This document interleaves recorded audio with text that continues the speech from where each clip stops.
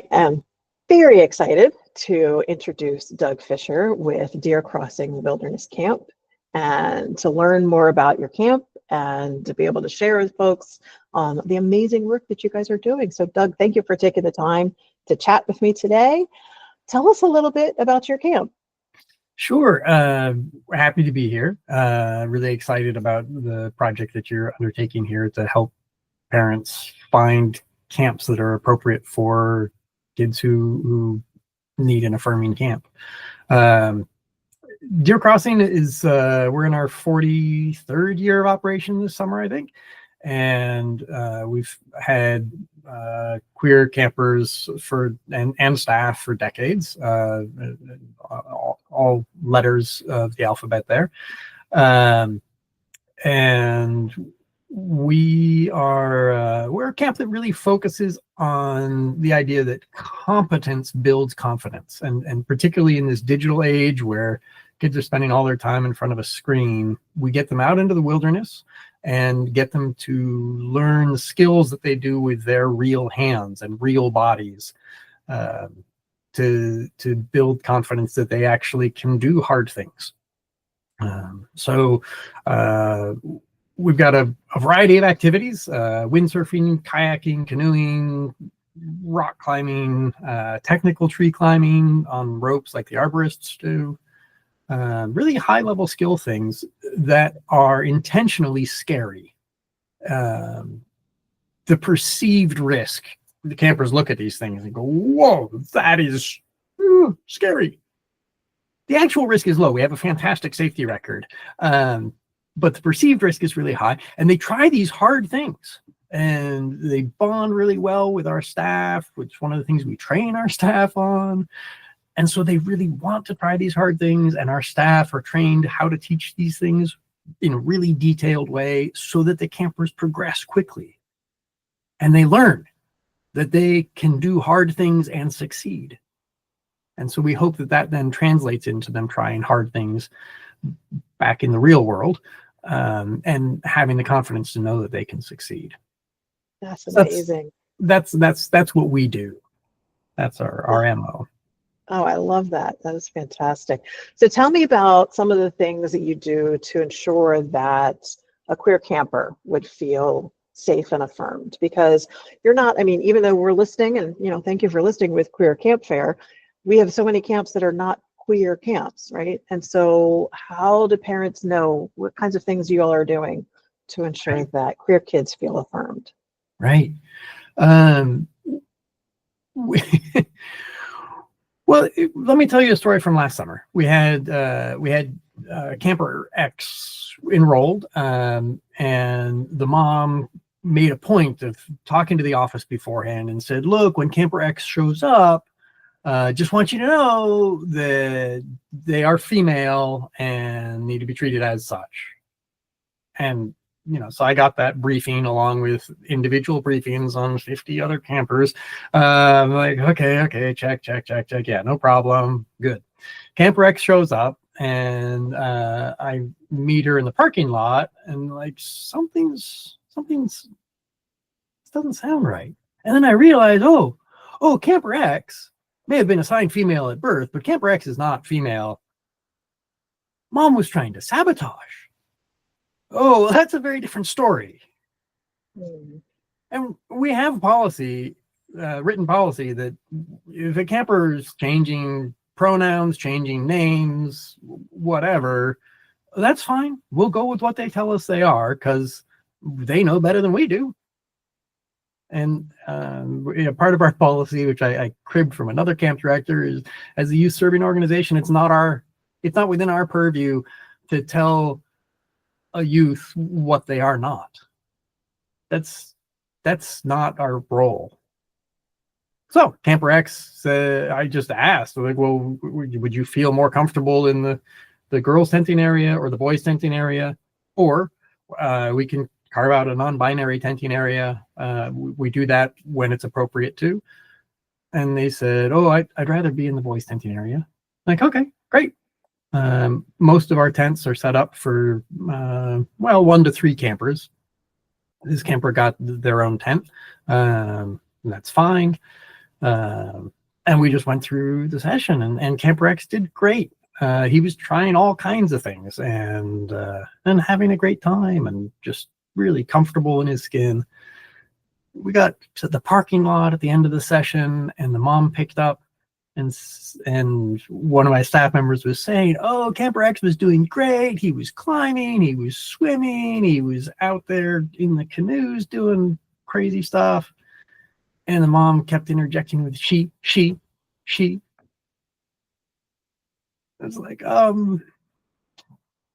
I feel bad, but we don't get to keep the campers that need us more. We do have to give them back at the end of 2 weeks.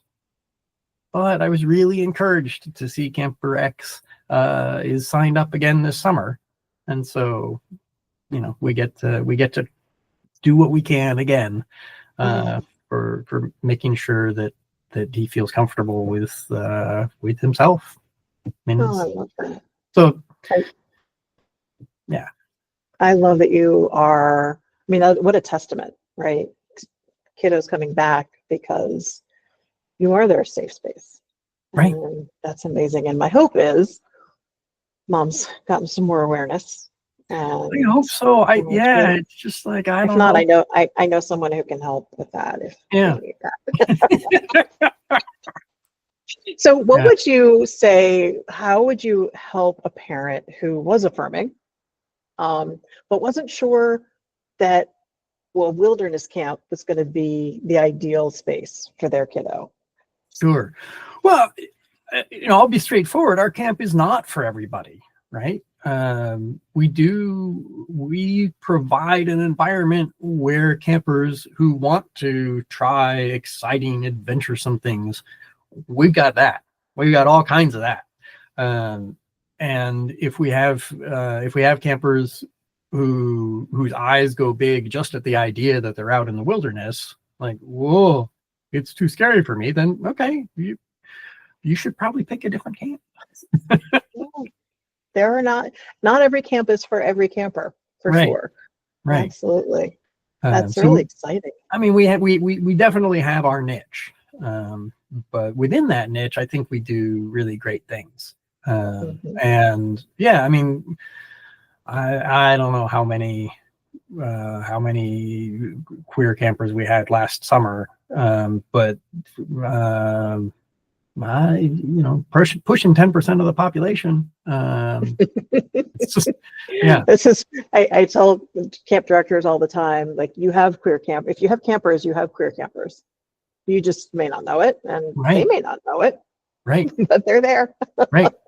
Yeah. The 10% number is the ones who were, obviously having conversations, and, I overheard, and, we often are making that judgment call, like, hey, this is a conversation that would be better had over here, away from the younger campers, right? We're trying to keep things camp appropriate for all the age ranges.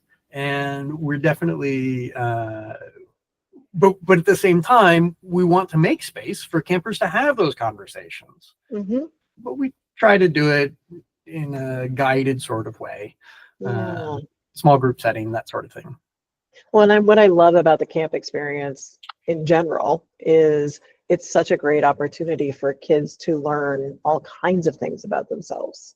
And their gender identity and expression and sexual orientation is just one little part of who they are. And, being able to grow and build that confidence and that independence is an amazing opportunity. Yeah. And you've been doing it for a long time, so clearly you're onto something. Yeah. It's great. And we have, one of the things that I love about our program is that we have so many different areas of activities. We have campers that come back 5, 6, 7, 8 years, that are like, okay, well, I've done rock climbing, I've done tree climbing, I've done kayaking. I haven't done windsurfing yet. I think this summer I'm going to do windsurfing, and they'll stay with us for 4 weeks. And by the end, they're hot dogging across the lake. Like, okay, good. That is awesome. And all of those skills are transferable to life, just being able to learn new things, right? Continuing that growth mindset is fabulous. Yeah, absolutely. Love that. Love that. Is there anything else you want people to know specifically about your camp? Well, we do try to. We could go on forever, but yes. We could. We could. We try to let folks know what they're getting into, that this is a wilderness camp. And we work really hard once the kids arrive on teaching a lot of the traits that are associated with leadership, taking personal responsibility. And then we all do chores at camp. They're working as part of the community. If somebody's behavior is questionable, we usually frame it in terms of, are you being respectful to the community that you're a part of right now? And if not, like, what can we do to help bring you back into the camp community? So that's another side of what we're doing, is really focusing on those character development, those character traits that are most strongly associated with personal and group leadership. I love that. We all need community now more than ever. Yeah, So, right. Thank you. Thank you for the work that you're doing. Yeah. And thank you for having this chat with me. It was a pleasure. Absolutely. Yeah. Right, Pleasure of all mine. Folks can find you obviously on Queer Camp Fair, and hopefully we'll talk again soon. Excellent. Thank you.